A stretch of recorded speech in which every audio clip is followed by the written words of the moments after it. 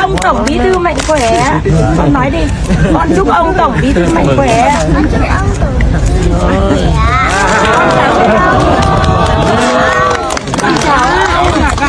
Tiếng Nga tốt không? Cháu nói tiếng Nga tốt, cháu nói tiếng Việt tốt, cháu được 4 tuổi ông ạ. Dạ, cháu Giữa lòng thủ đô Moscow lộng gió, dưới chân tượng đài Chủ tịch Hồ Chí Minh, một khoảnh khắc thiêng liêng đã chạm đến trái tim hàng trăm kiều bào. Không phải là nghi thức ngoại giao thường thấy, mà là hình ảnh Tổng bí thư Tô Lâm bế một em bé người Việt sinh ra tại Nga. Em bé mà tiếng nói đầu tiên mẹ dạy không phải tiếng Nga, mà là tiếng Việt. Một lựa chọn giản dị nhưng đầy tự hào, như một sợi chỉ đỏ nối liền em với cội nguồn dân tộc. Và rồi trong vòng tay của Tổng bí thư, em cùng ông cất lên câu hát Như có Bác Hồ trong ngày vui đại thắng giữa đất trời xa xứ.